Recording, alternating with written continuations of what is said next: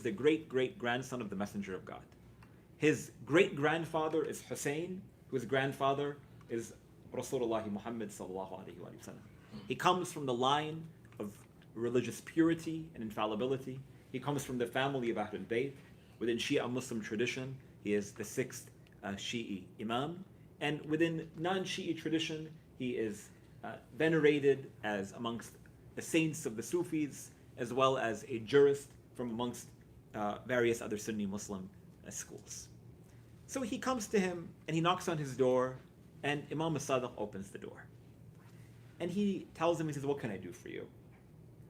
And this elderly man, he says, "Oh, great-grandson of the Messenger of God, I want to be your student. I want to learn from you."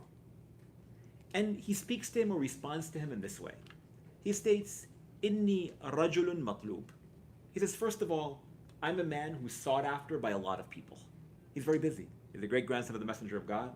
He has students that amount between 4,000 and 20,000 in accordance with different historical reports. Al-Mufid, in his work Al-Irshad, for instance, says that Ja'far As-Sadiq has 4,000 dedicated students, while other reports say 20, which means that maybe there were others who sought toward benefiting from Ja'far ibn Muhammad at various different times throughout the course of his life.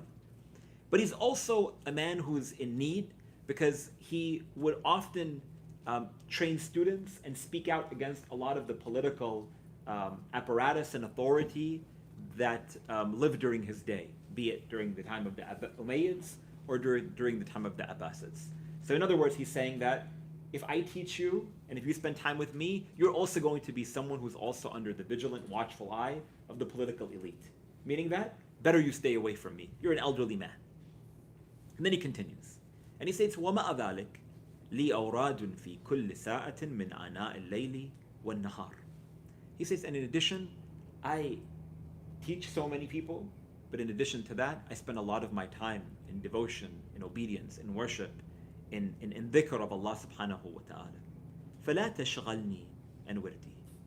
And he says, so if I spend time with you, I won't be able to fulfill all of my duties in terms of my ritualistic acts of worship to Allah subhanahu wa ta'ala.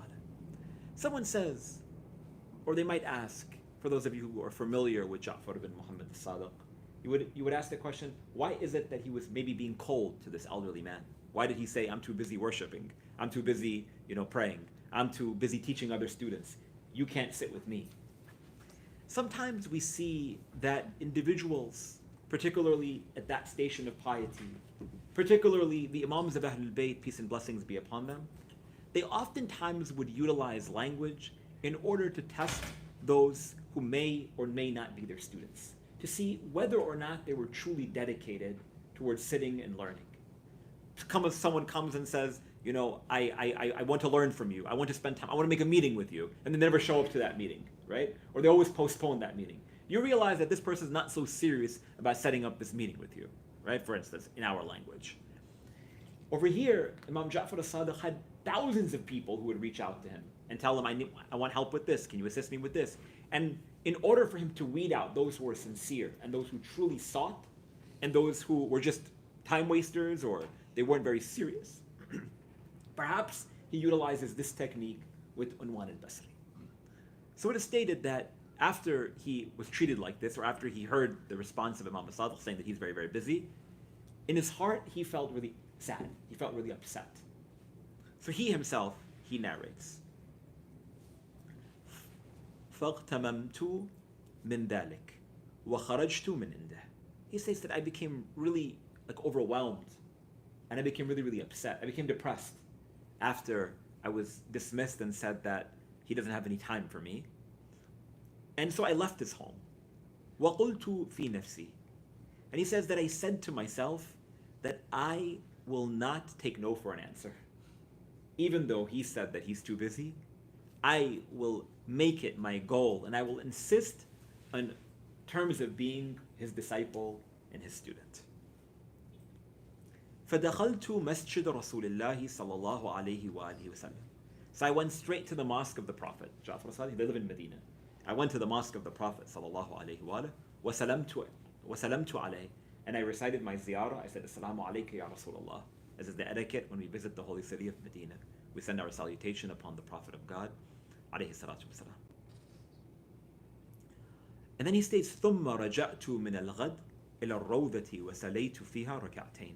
Then I went the following day, and I made ziyarah of the Prophet again, and I recited a 2 rakat prayer near his blessed grave, where we know, next to the grave of the Prophet sallallahu alaihi wasallam, is a garden from amongst the gardens of paradise, rawdatan min riyad al-jannah. For those of you who've been to Medina, we encourage those who go to perform pilgrimage and to pray in this location known as the Rawda. So he says, I prayed these 2 rakat prayers next to the grave of the Prophet alayhi salatu wasalam, and then I made this dua, وَقُلْتُ أَسْأَلُكَ Ya Allah, Ya Allah. I raised my hand and I said, Oh my Lord, oh my Lord, oh Allah, أن تعطف علي قلب جعفر وترزقني من علمه ما أهتدي به إلى صراطك المستقيم. He says, Oh Allah, I ask you to please make the heart of Ja'far soft toward me and allow for me to gain from his knowledge such that I am able to be guided to your right path. And he continues to talk about how he felt during the course of the report and so on and so forth, until he goes back to the house of Jafar As-Sadiq alayhi salam a second time. Let's stop over here, because like I said, the story is fairly lengthy, and we want to try to deduce as many lessons as we possibly can. Number one, I said that this man, Unwan Al-Basri, is how old? How many of you were listening? Huh? 94. He's 94-year-old man, okay? Lesson number one that we can learn from this man is that it's never too old to seek knowledge, right? 94-year-old man, and he's still looking for more teachers. He's still looking for more opportunities to learn. We oftentimes tell ourselves that we're too busy, we have too many things going on, I already know enough, I don't need to commit toward this. No. Knowledge is something that we can always seek, particularly when it's the knowledge that we're seeking of the Quran, of the Hadith, of the lessons that we gain from the Sunnah of the Messenger of God, Muhammad sallallahu alaihi wasallam. So lesson number one is that seeking knowledge, we're never too old for it. The second lesson that we learn after he goes to the house of Ja'far ibn Muhammad, we can take a lesson from there, learning that there is undoubtedly knowledge within the household of the family of the Prophet sallallahu alaihi wasallam. But thereafter, after he gets turned away at that initial moment, where does he go? He goes to the house of the Prophet sallallahu alaihi wasallam. And he seeks intercession from being close to the grave of Rasulullah Muhammad sallallahu alaihi wasallam. You know, within our religious tradition, we have a strong emphasis, really, really strong emphasis on physical proximity toward a sacred space. Someone says that I can watch the live stream of this program from my couch. Why do I need to go all the way to the university and I have to sit on the train, or I have to sit in traffic, and I have to get in the elevators that are filled with people, and I have to sign in? It's so inconvenient. I'm comfortable to just watch from home. I'll catch the recording later. I'll listen to the podcast another time. There's something unique about being in physical presence in a learning opportunity, and undoubtedly more so, there's something unique and beautiful and blessed in terms of being in the physical proximity of these spiritual saints.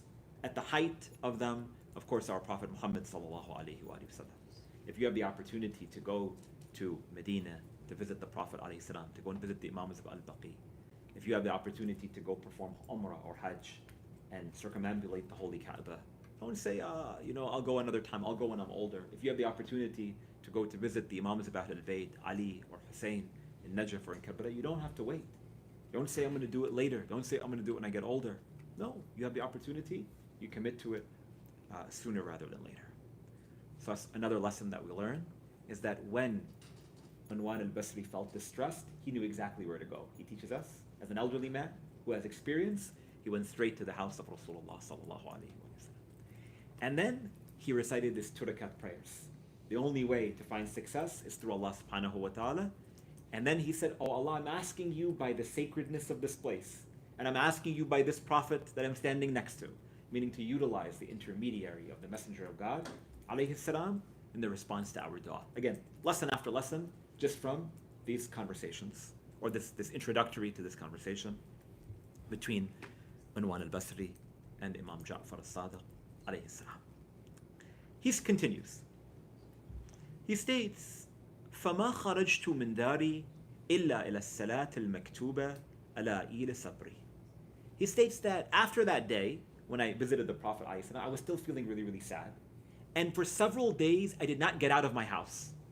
I didn't get out of my house except to perform my obligatory prayers when he would go to the mosque of the Prophet ﷺ. فلما ضاق صدري تنألت وتردت وقصدت جعفرا وكان بعد ما صليت العصر فلما حضرت باب داره استأذنت.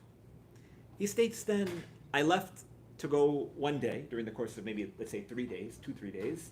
I didn't leave my home except to perform the obligatory prayers. One of those days after I prayed the Asr prayer, my heart said, okay, today is the day where I'm going to be insistent. And I'm going to go back to the house of Jafar As-Sadiq and tell him, I want you to be my teacher. What's the next lesson that we learn? You never give up. Yeah, right? Persistence. We never give up. I say this all the time. We learn this lesson from Unwan Al-Basri, but we learn one lesson. We learn one lesson from Shaitan, right? Shaitan, we learn a lot of things not to do. But one thing that Shaitan is really good at is he never gives up. Even at the last moments of someone's life, Shaitan still tries to tell us, hey, don't recite the Shahada. Let's make this path very difficult for you, you know? Even though you're the best believer and you pray all your prayers all the time, for some reason there's always sometimes during the course of our lives that we don't feel motivated, we don't feel inspired. It's so important to learn at least this very lesson from that man, from Shaitan, from Unwan Al-Basri. Over here we see that he has this sense of persistence. He could have just said, okay, he's too busy, I'm going to go back home, I'll figure it out, I'll just continue. I'm an elderly man, I'll spend time with my grandkids, my great-grandkids, God knows.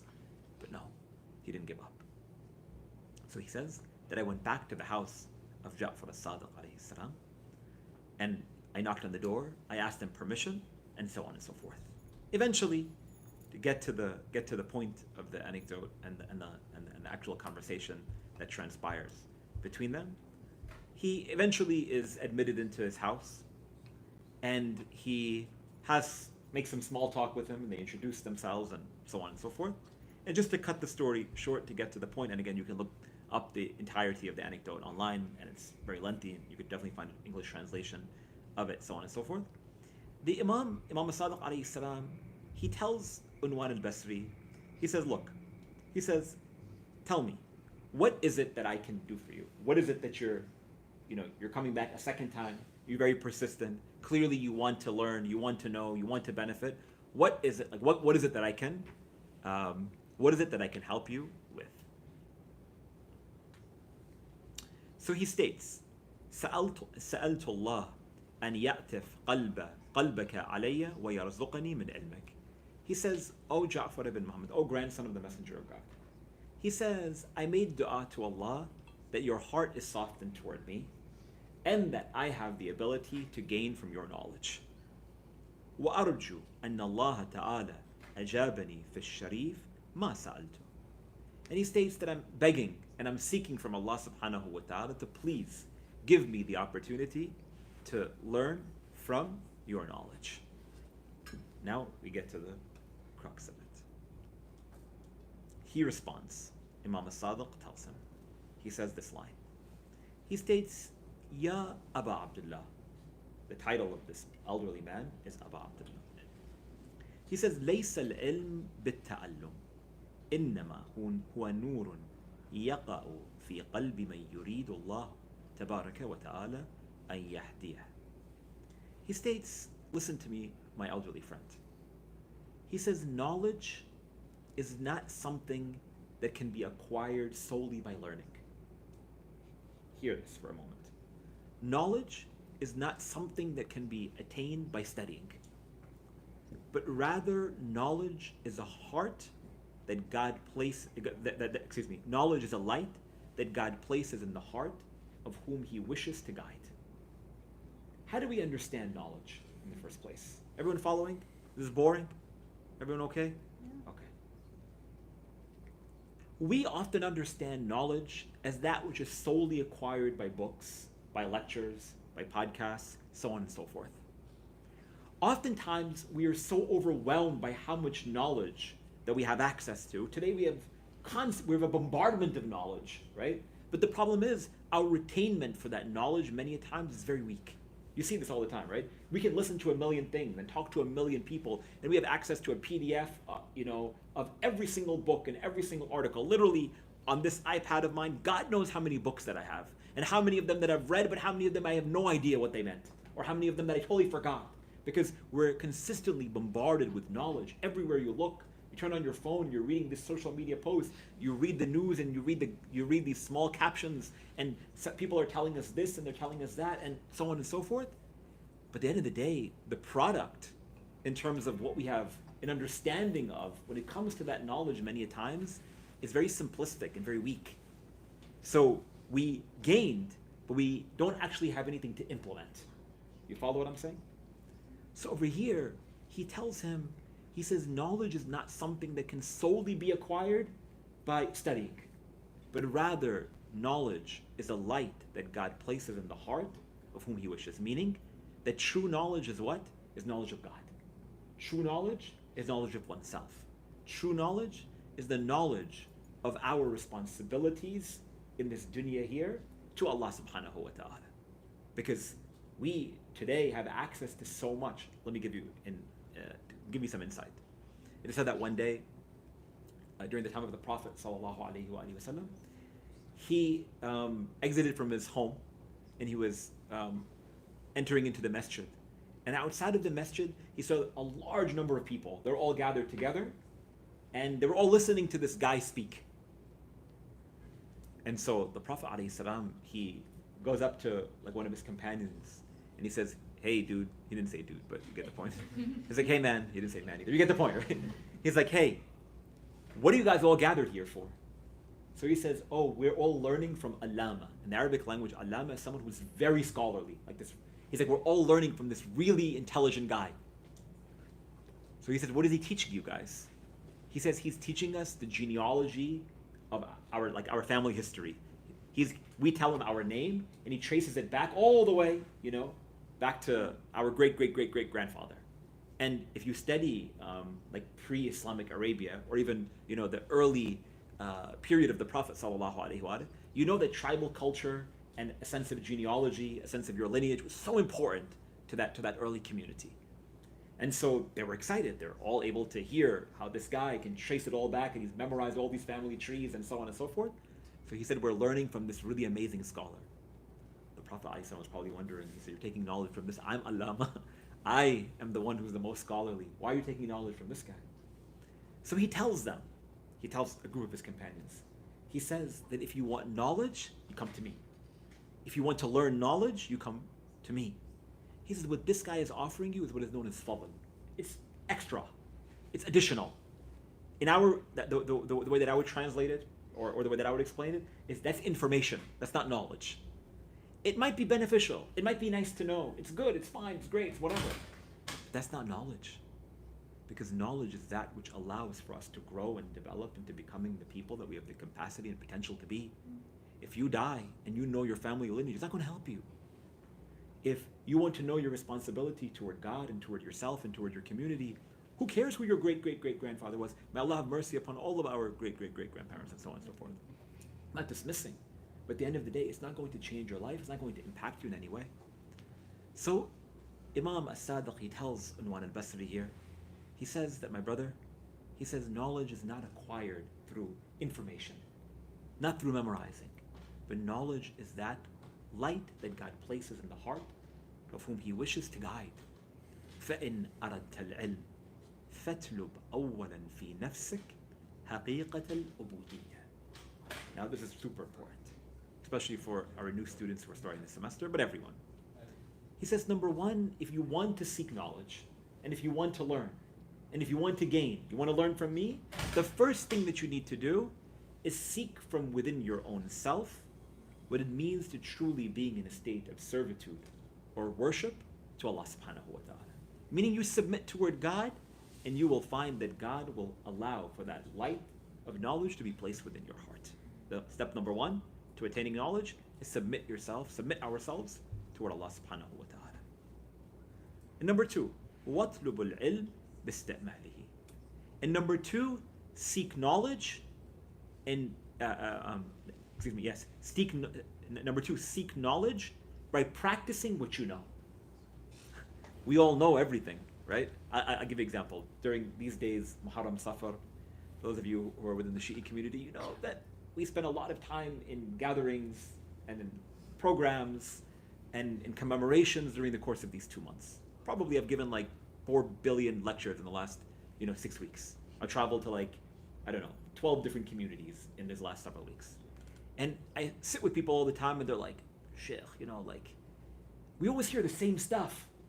We want to hear something new. And the minute that I call my lecture a new approach to this, the mosque is packed, right? Because everyone wants this new, even though I'm literally saying the same exact thing, right? But we just call it the new approach to something, all of a sudden it has a sense of virality, right?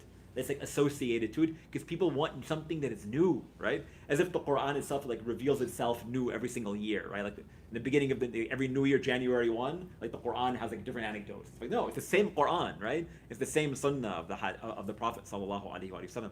But everyone wants something unique, something special, something fascinating, something whatever. Over here, Jafar As-Sadiq alayhi salam, he says what? He says, if you want to seek knowledge and you want to increase your knowledge, then practice that which you already know. Why do you need something new? Allah has told us you got to pray. Why don't we just start to pray, right? Why don't we just start to fulfill our religious duties and our obligations? We know how the Prophet ﷺ acted. Why don't we just act in the way that the Prophet ﷺ acted, right? All of a sudden, we're always interested in something fascinating, in something unique, in something whatever. Over here, he says that it's not the way you attain knowledge. The way you attain knowledge is to practice that which you know. وَاسْتَفْهِمِ اللَّهِ يُفْهِمْكَ. And if you seek toward understanding from God, then God will make you understand. Meaning that, make a sincere intention, right? And I'm not talking to you, I'm talking to myself before I mention or I advise anyone else. That when we have a sincere intention to learn for ourselves, then things become clear and they make sense. We talked about this, I think, last week or the week before, for those of you who are here. In the world that we live in, everyone wants to pretend, for whatever reason, that they're an expert on everything, right? You read one Wikipedia article, you listen to a 15-minute subject, and then here you are pretending you know everything. What are we doing? Why do we have to pretend? And then when we're explaining something that we don't actually know particularly well, it's fairly obvious to everyone around, right? You can tell when someone's pretending like they know what they're talking about. Is that fair to say, right? Hopefully you guys don't feel that way right now. Over here, if we're sincere in seeking knowledge, if we're sincere in learning, then Allah subhanahu wa ta'ala will help us in that journey for us to know. But when we only seek knowledge so we can demonstrate to others how intelligent we are, how smart that we are, how whatever that we are, it's very, very obvious. It's very, very obvious to everyone, and particularly for our new students over here. Just study, do your best, study hard. Don't try to chat GPT your papers if you guys take my class, I will know, Believe me, we know. It's so important, again, for us to have this sense of sincerity in our seeking of knowledge. So he continues, alayhi salam, in advising this man, Unwan Al-Basri, until he gets to this line that I wanted to share with all of us for the next couple of minutes. If we don't have time to go over all of these points today, we can do it another time, inshallah, because I don't want to take so much of your time. Toward the end of this long report and long conversation between Jafar As-Sadiq and Unwan Al-Basri, and again, I know many of you may have heard this report, like I said before. Some of my teachers, they recommended that at the very least we should read this hadith once a year to remind ourselves about the importance of seeking knowledge, but the importance of also the other spiritual benefits we're able to attain from the hadith. So it's more of a self-reminder than anything else. Toward the end of this hadith, Imam Jafar As-Sadiq tells this elderly man, he states, أوصيك بتسعة أشياء فإنها وصيتي لمريدي الطريق إلى الله تعالى. He states, my friend, I want to advise you of 9 things. And I advise these 9 things to anyone who seeks to get close toward Allah subhanahu wa ta'ala. And all of us are in this room because we have that expectation or we have that intention, inshallah.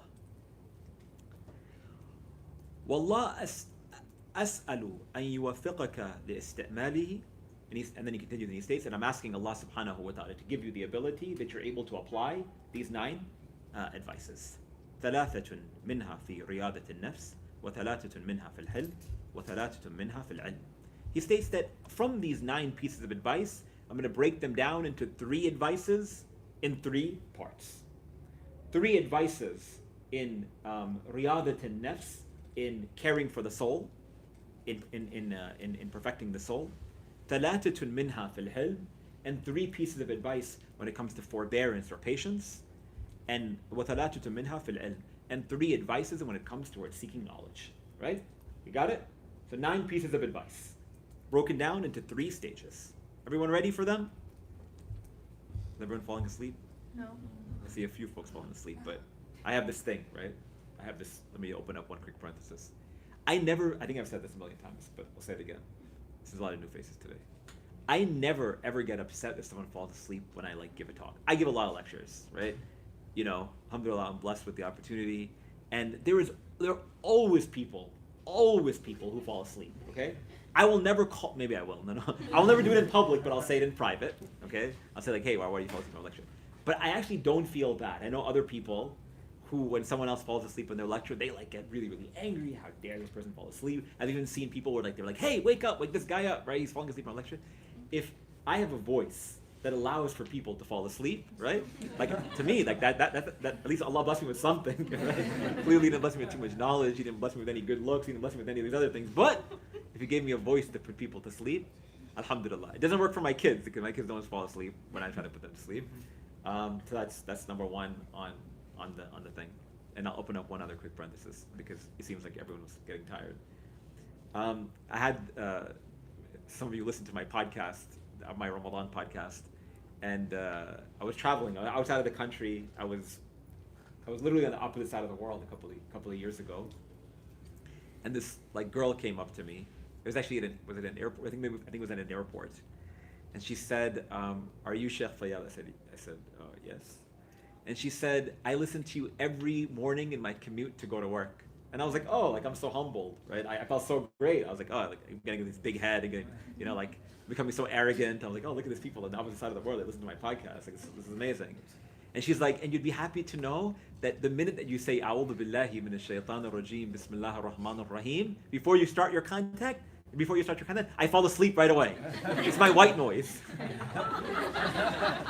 So I was like, what? And she's like, "Yeah, I don't know what it is, but it's so easy for me to fall asleep the minute that I listen to you start talking." So I was like, "Because I'm boring?" And she's like, "Oh, I didn't mean that." I was like, you know what? Anyway, at that moment I decided, let me just embrace the fact that I'm boring and helps people go to sleep. Anyhow, let's get back to the content. So he states that I am advising you of these 9 pieces of advice.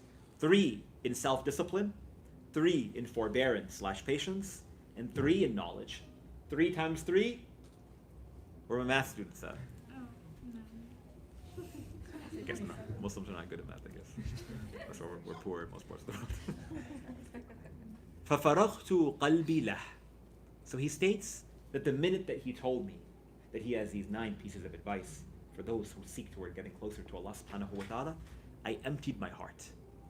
What do we learn from Unwan Al-Basri at this moment? We learn a lot of things so far. But over here, that when someone is offering advice, we open our heart and we look forward to taking it. I'm going to say this out of love to everybody.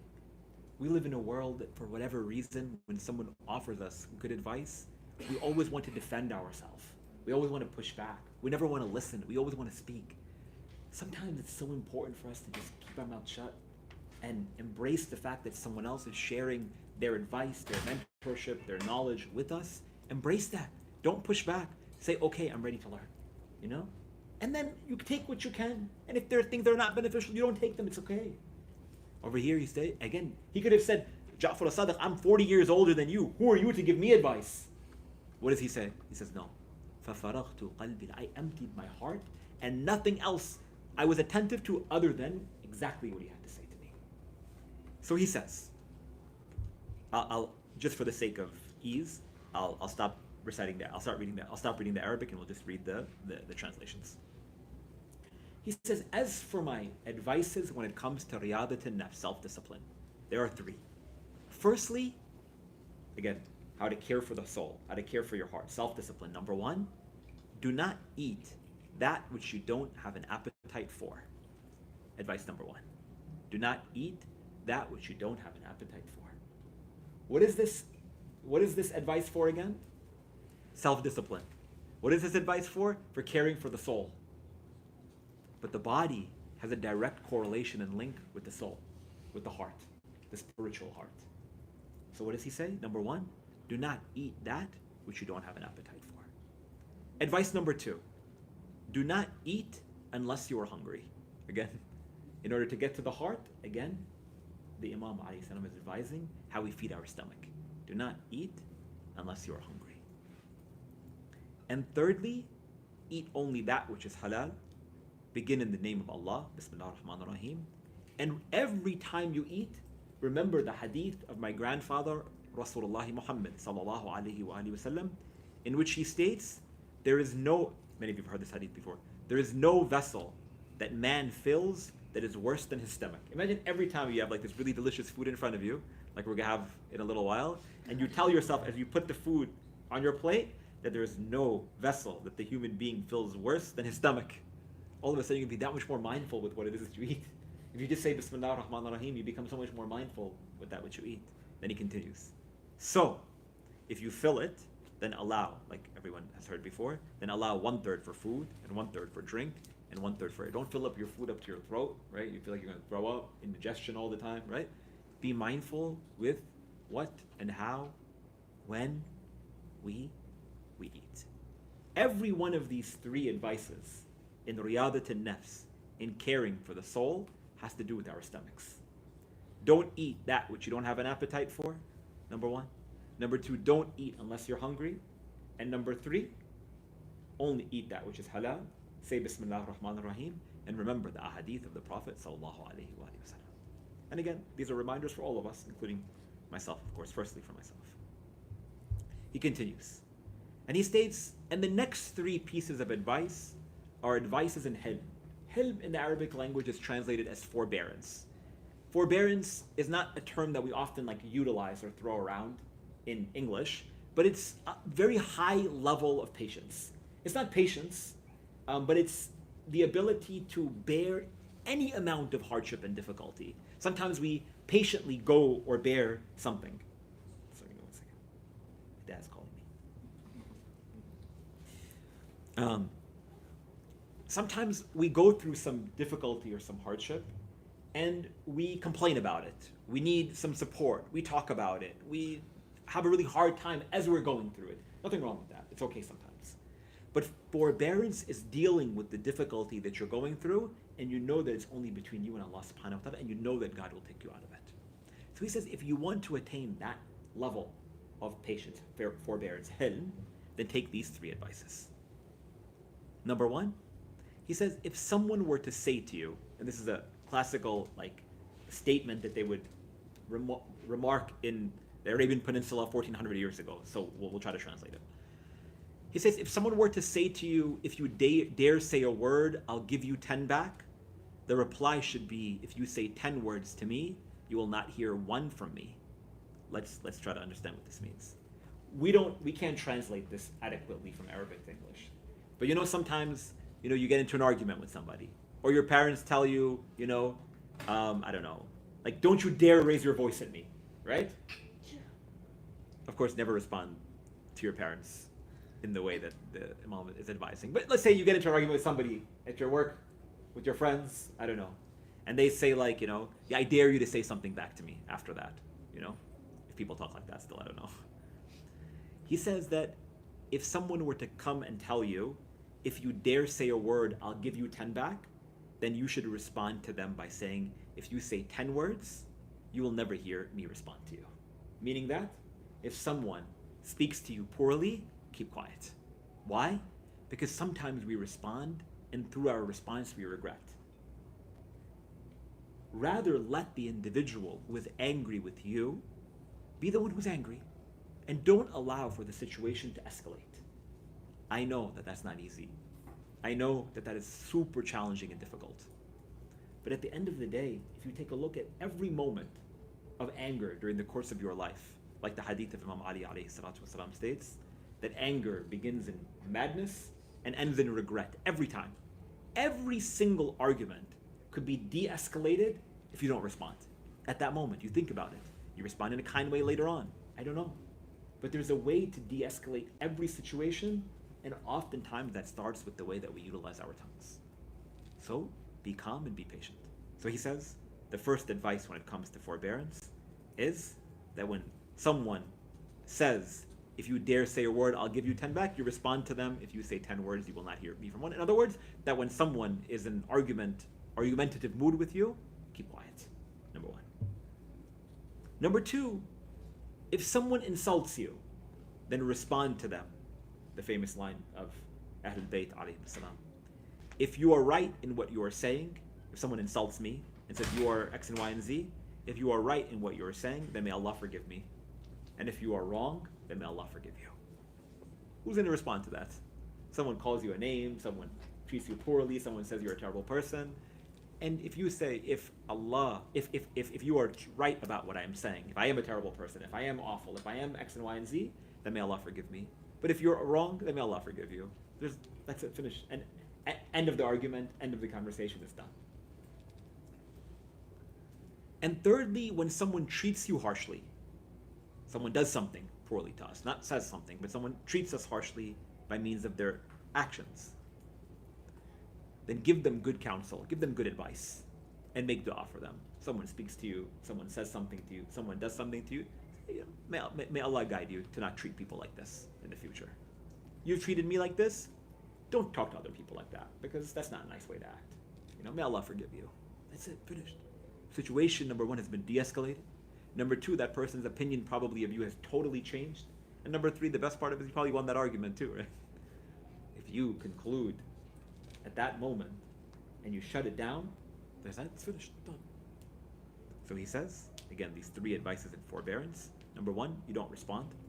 Number two, you make this dua, may Allah forgive me if what you say about me is true. May Allah forgive you if what you say about me is untrue. And number three, when someone treats us harshly, give them good counsel and make dua for them. So far, so good. And then he says, and then the three advices when it comes to knowledge. So we've gone through 6. 3 in self-discipline, riyadat al-nafs. 3 in forbearance, hilm. And 3 advices when it comes towards seeking knowledge. This rounds out the 9. He says, number 1, firstly, ask scholars of that which you are ignorant about. Ask people of knowledge if you don't know something. If you don't know, say you don't know.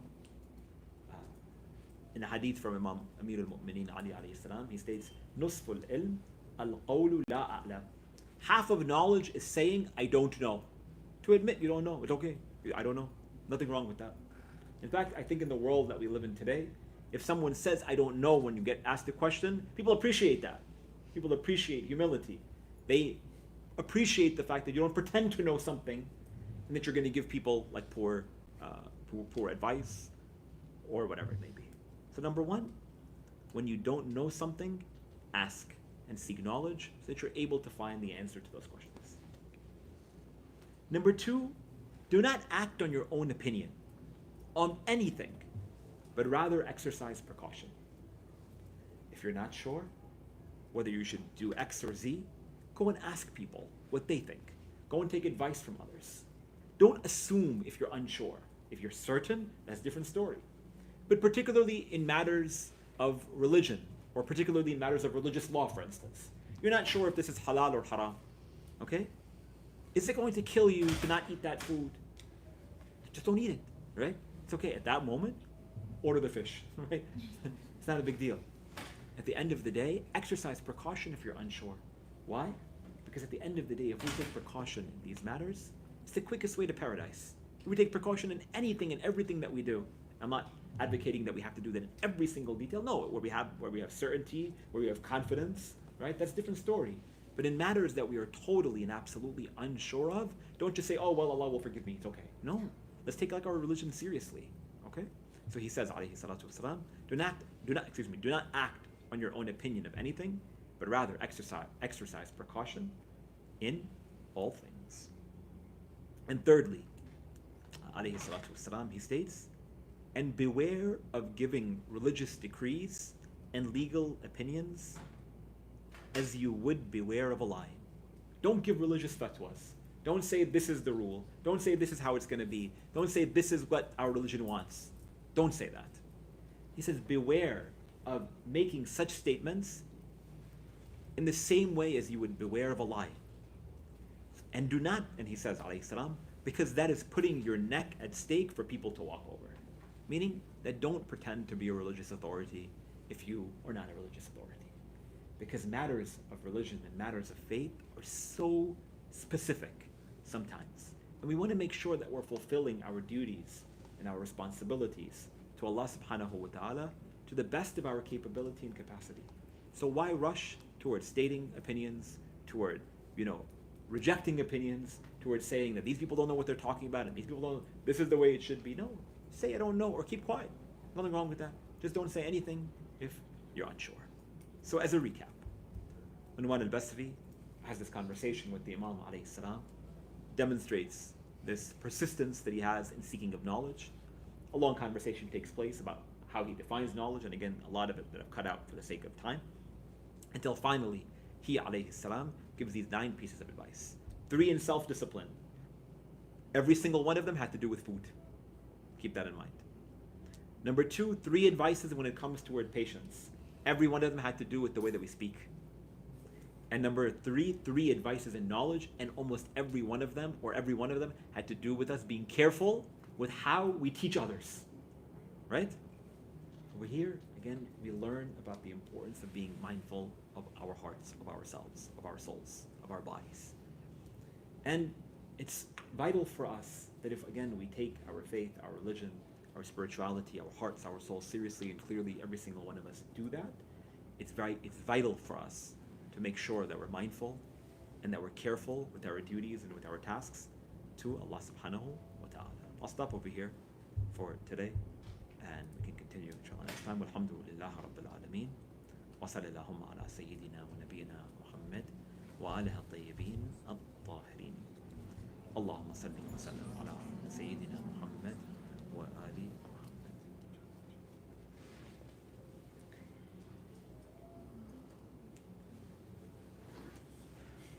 Does anyone have any questions?